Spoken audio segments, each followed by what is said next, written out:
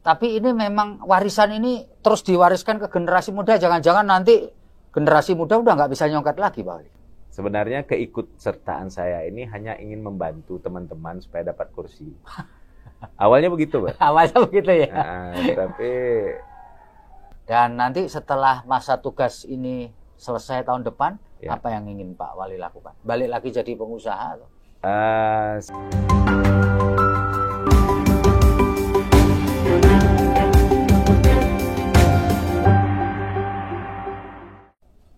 Assalamualaikum warahmatullahi wabarakatuh. Salam damai sejahtera buat kita semua. Saya Feby Mahendra Putra, Direktur Pemberitaan Tribun Network. Kali ini saya bersama dengan tokoh muda ini yang saya sebut begitulah. Beliau adalah wali kota dari Sawah Lunto di Sumatera Barat. Beliau adalah Pak Dery Asta yang kebetulan berada di Kota Padang untuk mengikuti Rakernas ke-15 Asosiasi Pemerintah Kota Seluruh Republik Indonesia atau APEKSI. Saya akan sapa beliau. Assalamualaikum Pak Wali. Waalaikumsalam warahmatullahi wabarakatuh. Terima Luar kasih biasa. Pak Feby sudah diundang di sini untuk bincang-bincang dan diskusi. Iya, Pak Wali, tentu Kota Sawah Lunto ini dari sejarah sangat terkenal sudah. Betul. Sejak dari dulu, karena ada tambang zaman dulu. Tapi lepas dari itu, saya kepingin tanya kepada Pak Wali mengenai UKM ini Pak Wali. Ya. Di Sawah Lunto, karena bagaimanapun harus kita akui bahwa UKM adalah salah satu pengungkit ekonomi di satu wilayah, termasuk tentu saja di Kota Sawah Lunto. Bisa cerita mengenai kondisi UKM Pak Wali? Silakan. Betul. Jadi sebelum saya cerita tentang UKM, Ya. karena sudah disinggung juga oleh Pak Feby bahwa Sawah Lunto itu adalah kota yang bersejarah. Kota Sawah Lunto itu adalah kota tambang batu bara terbesar dan pertama di Asia Tenggara. Ya, betul. Dan pada tahun 2019 yang lalu ditetapkan oleh UNESCO sebagai salah satu warisan budaya dunia. Dan seiring perjalanan waktu, dulu kota tambang, sekarang kita sudah beralih fungsi menjadi kota wisata tambang. Jadi bekas tambang itu sekarang disulap jadi kawasan wisata ya. Wisata, baik itu wisata heritage, wisata tambang, tempat permainan, dan lain-lain sebagainya. Dan bicara pariwisata tentu tidak terlepas dari produk-produk yang harus kita jual. Ya, betul, ya, betul. Dengan UMKM yang betul. ada di Kota Sawah Lunto. Ya. Jadi ini memang termasuk dari tugas kita, fungsi kita, menjalankan visi misi tersebut, bagaimana pariwisata datang dan orang berbelanja di Sawah Lunto. Betul, ya. Itu satu koneksi ya Pak ya? Betul, betul sekali Pak Willy. Jadi kalau kita bicara memang UMKM di Sawah Lunto itu jumlahnya lebih kurang 4.000. 4.000 ya? Yang sudah kita inventarisir. Dan sekarang kita lagi giat-giat memberikan edukasi dan pelatihan. Karena kita tahu dengan adanya pandemi COVID-19, ini kan mengajarkan kita untuk melakukan inovasi-inovasi di berbagai bidang. Kita dipaksa untuk itu ya? Dipaksa. Dan mau tidak mau atau suka tidak suka. Pandemi mengajarkan kita banyak hal.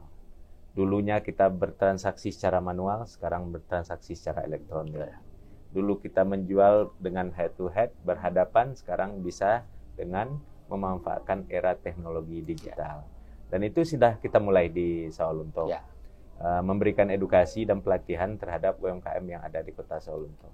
Karena mau tidak mau, kalau kita tidak lakukan itu, kita tidak akan bisa berkompetisi. Ya. Begitu, Pak. Ya, sekarang Pak Wali, bisa dijelaskan Pak, di antara UKM yang ada di Sawah Lunto itu yang paling menonjol apa Pak? Ada beberapa sektor. Ya. Yang pertama, sektor kerajinan industri dan juga makanan. Makanan ya Pak ya? Makanan. Kalau pakaian, kita punya songket. Songket Silungkang itu salah satu kerajinan tangan masyarakat. Jadi songket itu untuk busana? Busana. Baik laki maupun perempuan atau hanya bisa perempuan untuk aja? Kedua-duanya. Oh, bisa kedua-duanya. Bisa kedua-duanya. Dan ini juga sudah ditetapkan sebagai salah satu warisan budaya tak benda. Oh, gitu ya. Dan songket ini kerajinan yang sudah turun-temurun. Nah, tinggal kita mengulang lagi bagaimana kita membina songket ini supaya bisa memang berkompetisi di pasar global. Ini handmade ya Pak ya? Handmade. Walaupun dulunya tahun 1908 sudah pernah pameran di Belgia dulu. Oh, Belgia. Nah, karena memang sudah dibawa oleh Belanda pada waktu itu. Nah, sekarang seiring perjalanan waktu kita harus berkompetisi meningkatkan mutu produk. Tapi ini memang warisan ini terus diwariskan ke generasi muda. Jangan-jangan nanti generasi muda udah nggak bisa nyongkat lagi, Pak Wali. Assalamualaikum warahmatullahi wabarakatuh. Salam damai sejahtera buat kita semua. Saya Febi Mahendra Putra, Direktur Pemberitaan Tribun Network. Kali ini saya bersama dengan tokoh muda ini yang saya sebut begitulah. Beliau adalah wali kota dari Sawah Lunto di Sumatera Barat. Beliau adalah Pak Dery Asta yang kebetulan berada di Kota Padang untuk mengikuti Rakernas ke-15 Asosiasi Pemerintah Kota Seluruh Republik Indonesia atau APEKSI. Saya akan sapa beliau. Assalamualaikum Pak Wali. Waalaikumsalam warahmatullahi wabarakatuh. Terima Luar kasih biasa. Pak Febi sudah diundang di sini untuk bincang-bincang dan diskusi. Iya, Pak Wali, tentu Kota Sawah Lunto ini dari sejarah sangat terkenal sudah. Betul. Sejak dari dulu, karena ada tambang zaman dulu. Tapi lepas dari itu, saya kepingin tanya kepada Pak Wali mengenai UKM ini Pak Wali. Ya. Di Sawah Lunto, karena bagaimanapun harus kita akui bahwa UKM adalah salah satu pengungkit ekonomi di satu wilayah, termasuk tentu saja di Kota Sawah Lunto. Bisa cerita mengenai kondisi UKM Pak Wali? Silakan. Betul. Jadi sebelum saya cerita tentang UKM, Ya. karena sudah disinggung juga oleh Pak Febi, bahwa Sawah Lunto itu adalah kota yang bersejarah. Kota Sawah Lunto itu adalah kota tambang batu bara terbesar dan pertama di Asia Tenggara. Ya, betul. Dan pada tahun 2019 yang lalu ditetapkan oleh UNESCO sebagai salah satu warisan budaya dunia. Dan seiring perjalanan waktu, dulu kota tambang, sekarang kita sudah beralih fungsi menjadi kota wisata tambang. Jadi bekas tambang itu sekarang disulap jadi kawasan wisata, ya. Wisata, baik itu wisata heritage, wisata tambang, tempat permainan, dan lain-lain sebagainya. Dan bicara pariwisata tentu tidak terlepas dari produk-produk yang harus kita jual. Ya, betul, ya, betul. Dengan UMKM yang betul. ada di Kota Sawah Lunto. Ya. Jadi ini memang termasuk dari tugas kita, fungsi kita, menjalankan visi misi tersebut, bagaimana pariwisata datang dan orang berbelanja di Sawah Betul, Lunto. ya. Itu satu koneksi ya Pak ya? Betul, betul sekali Pak Willy. Jadi kalau kita bicara memang UMKM di Sawah Lunto itu jumlahnya lebih kurang 4.000. 4.000 ya? Yang sudah kita inventarisir. Dan sekarang kita lagi giat-giat memberikan edukasi dan pelatihan. Karena kita tahu dengan adanya pandemi COVID-19, ini kan mengajarkan kita untuk melakukan inovasi-inovasi di berbagai bidang. Kita dipaksa untuk itu ya? Dipaksa. Dan mau tidak mau atau suka tidak suka. Pandemi mengajarkan kita banyak hal. Dulunya kita bertransaksi secara manual, sekarang bertransaksi secara elektronik. Dulu kita menjual dengan head to head, berhadapan, sekarang bisa dengan memanfaatkan era teknologi digital. Dan itu sudah kita mulai di Sawah Lunto. Ya. Memberikan edukasi dan pelatihan terhadap UMKM yang ada di Kota Sawah Lunto. Karena mau tidak mau, kalau kita tidak lakukan itu, kita tidak akan bisa berkompetisi. Ya. Begitu, Pak.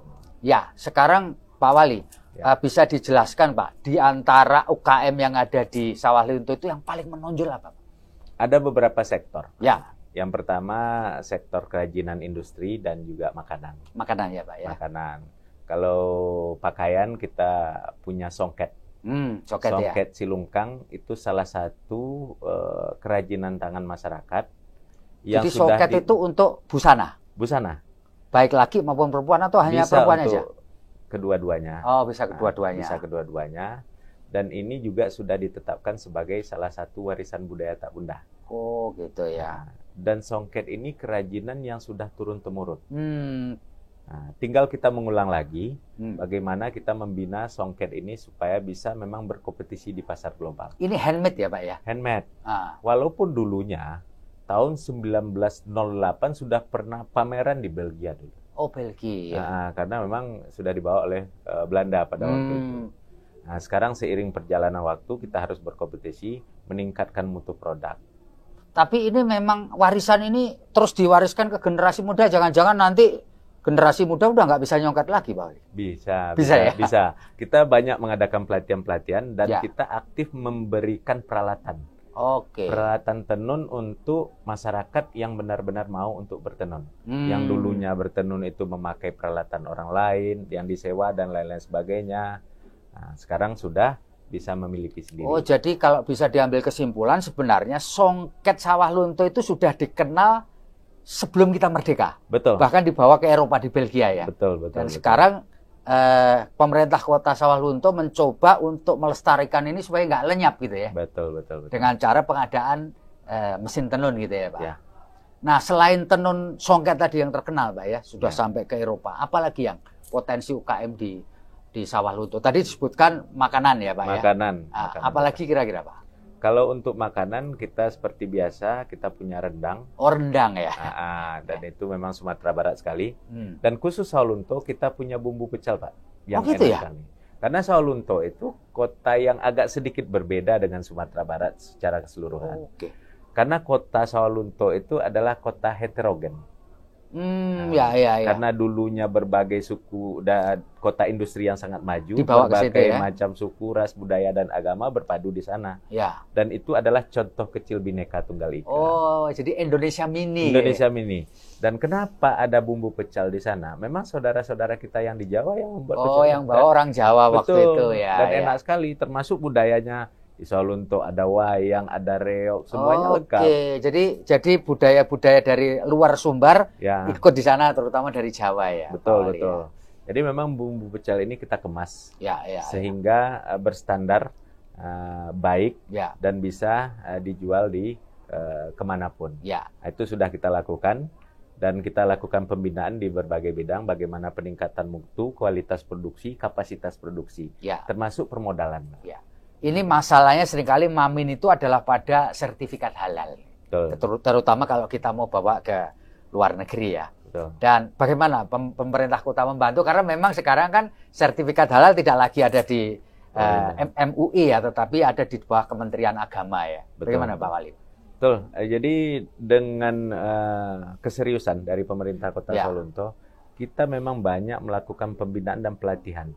Bagaimana membuat standar produk yang baik, termasuk sertifikat halalnya. Ya. Jadi kita berikan pelatihan supaya memang UMKM kita itu gampang melakukan hal tersebut sehingga produknya bisa dijual sampai ke luar negeri. Dan ini sudah berjalan. Ya, sudah berjalan. ya. Dan kebetulan memang dalam 2 bulan terakhir kita banyak ini melakukan pelatihan-pelatihan terhadap UMKM yang ada di Kota Sawah Lunto, termasuk pelatihan standar industri dan standar sertifikat halal. Oke. Pak Wali, kita ini sejak tahun 2020, Ya. seluruh dunia ini lagi dicoba lewat COVID-19.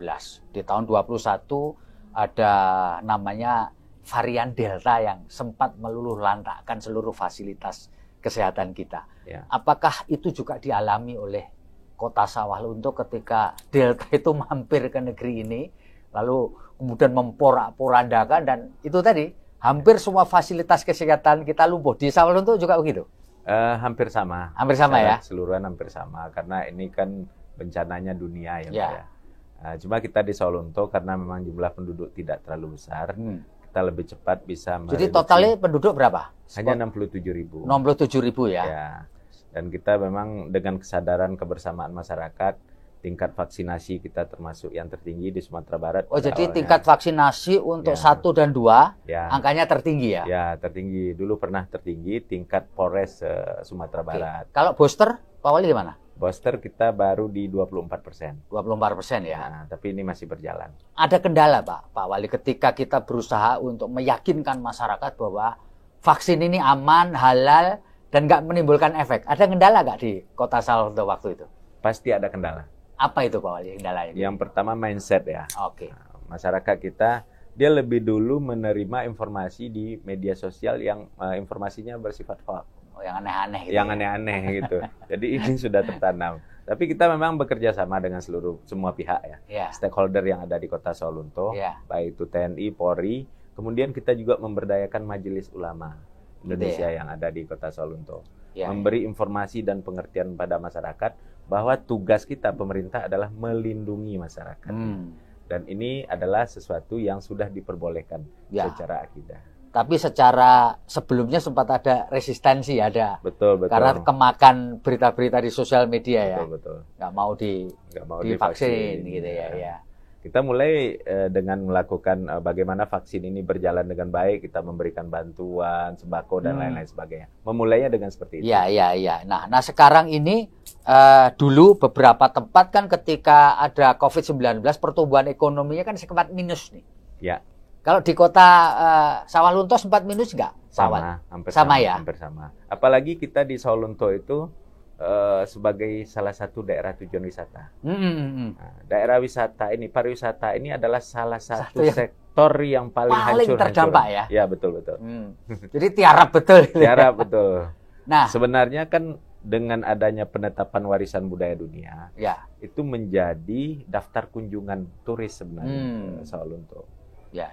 Tapi karena adanya pandemi ini memang tidak terjadi. Gitu. Ya. Nah sekarang bisa diceritakan Pak Wali. Ya. Setelah adanya ini COVID kan sudah mulai landai ini, ya kita mulai rebound lagi. Ya. Apakah itu juga membawa pengaruh pada pertumbuhan ekonomi di Sawalunto? Mulai positif atau gimana? Ya, dan memang kelihatan angkanya memang angka yang positif. Ya. Dan kita memang melakukan berbagai hal ya. Ya. Bagaimana kita bisa bertahan? Yang pertama kita bisa bertahan dengan adanya pandemi COVID-19 ini. Yang kedua tentu kita bisa melakukan inovasi-inovasi. Dan alhamdulillah dengan inovasi yang kita lakukan bersama-sama. Kalau bicara anggaran itu kita punya anggaran pusat, anggaran provinsi, anggaran pemerintah kota, dan anggaran desa dan kelurahan. Saya buat perwako. Bagaimana penanganan penduduk miskin di masing-masing desa dan kelurahan, meningkatkan ekonomi masyarakat dan UMKM yang ada. Kita buat edaran minimal 20% dana desa itu dibelanjakan untuk keperluan hal tersebut. Ya. Sehingga jumlah penduduk miskin Kota Sawalunto itu terkecil se-Indonesia. Oh gitu ya Pak ya? Dari survei BPS tahun 2021. Gitu. Nah Pak Wali, ini masa tugas Pak Wali ini akan berakhir di tahun 2023, betul ya? Betul. Nah, kira-kira yang Pak Wali bisa tinggalkan buat Kota Sawalunto, legacy lah semacam itu. Apa Pak Wali? Yang pertama kita sudah ditetapkan sebagai warisan budaya dunia. Itu satu ya Pak Wali. Oleh UNESCO. Dan kita ingin legitimasi ini berefek terhadap ekonomi masyarakat, yaitu dengan meningkatkan UMKM yang ada di Kota Sawalunto. Saat ini kita lagi membangun sentra IKM di sentra IKM. Sentra IKM di Sawalunto.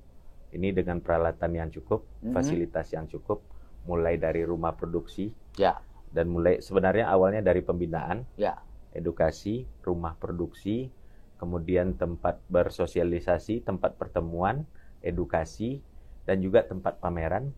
Terakhir kita membina dalam bentuk penjualan berbasis online. Oh ini ya. Itu untuk menciptakan ekosistem digital itu ya. Betul. Dan ini termasuk gedung dan perangkat yang paling besar kita punya di Sawalunto. Dan kita berharap ini menjadi sentra IKM khususnya makanan yang ada di Sumatera Barat. Dengan anggaran yang cukup lumayan, lebih kurang 27 miliar. Lumayan Pak, 27 miliar. Ya. Pak Wali, pembaca kita tentu kepingin tahu riwayat hidup singkat Pak Wali lah, supaya lebih mengenal. Bisa cerita Pak, masa kecilnya di mana, lalu kemudian kuliah di mana, memulai karier sebagai wali kota. Ini kan jabatan politis ya Pak Wali ya. Ya kan tentu disebutnya politisi gitu ya. Betul. Dan kemudian apa yang ingin Pak Wali kerjakan atau lakukan setelah masa tugasnya usai? Silakan. Saya lahir di satu daerah Tanjung Barula, namanya Tanah Datar. Oh, di Tanah Datar. Tanah Datar. Lahir dan besar di sana sampai tamat SMA. Jadi SD, SMP, SMA di Tanah Datar. Tanah Datar. Setelah itu saya kuliah di Padang di Fakultas Hukum Universitas Bung Hatta. Universitas Bung Hatta. Setelah itu saya pulang kampung ke Sawalunto. Dan mengabdi di Sawalunto. Saya mulai dengan melakukan satu kegiatan, yaitu bisnis tambang batubara. Bisnis batubara. Nah, setelah itu tahun 2004 saya juga terpanggil untuk ikut dalam pesta demokrasi, yaitu pemilu legislatif. Sebenarnya keikutsertaan saya ini hanya ingin membantu teman-teman supaya dapat kursi. Awalnya begitu, Pak. Awalnya begitu ya. Tapi karena ikut Dan setelah pemilu hasilnya saya yang tertinggi suaranya, makanya saya yang dilantik pada waktu itu. Jadi ingin maunya bantu malah ya. yang tertinggi ya. Ya, karena ada seorang ketua pemuda, kebetulan tetangga saya yang minta bantu ada gitu. Dan setelah saya dilantik ini berlanjut sampai saya 3 periode di DPRD. DPRD Kota Sawalunto. 3 periode ya. Iya. Dari kalau boleh tahu dari fraksi apa?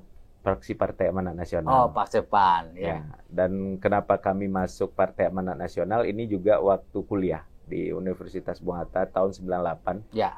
Kami termasuk yang ikut-ikutan demo. Oh iya, ya reformasi ya. Reformasi ini bisa berjalan dengan baik. Ya. Nah, setelah itu kita memang secara platform melihat kepemimpinan Pak Amin pada waktu sebagai tokoh reformasi. Ya. Dan kami masuk Partai Amanat Nasional. Ya, iya. Dan sampai sekarang masih menjadi kader Partai Amanat Nasional. Nah, setelah itu, jadi kalau boleh saya tahu, menikah kapan, putra-putri berapa? Gitu. Saya putra-putri ada 4. Jadi anaknya 4 ya Pak? Anaknya 4. Nah, yang paling gede? Yang paling gede sudah bekerja di salah satu law firm di Jakarta. Oh, berarti sarjana hukum juga nih? Sarjana hukum juga. Jadi ngikuti Pak Wali juga ya? Betul. Yang kedua sedang berkuliah. Ya. Dan 2 orang sekolah di SMA. Oke. Dan nanti setelah masa tugas ini selesai tahun depan, apa yang ingin Pak Wali lakukan? Balik lagi jadi pengusaha? Atau? Saya belum sampai sejauh itu. Karena saya janji waktu pilkada, waktu pelantikan itu akan mengabdi. Bagaimana bisa membuat hal yang baik untuk daerah saya. Ya. Dan mensejahterakan masyarakat. Ya. Setelah itu tentu tergantung penilaian dari masyarakat.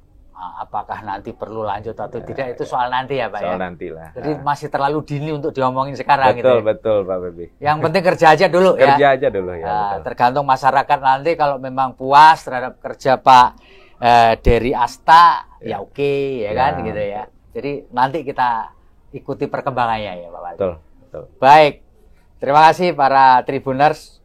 Kita sudah ngobrol singkat, tapi padat dengan Wali Kota Sawalunto Pak Dery Asta yang akan mengakhiri masa tugasnya tahun depan. Apakah warga Sawalunto puas dengan kerja Pak Wali? Tentu akan ditentukan nanti ketika beliau sudah menyelesaikan tugasnya.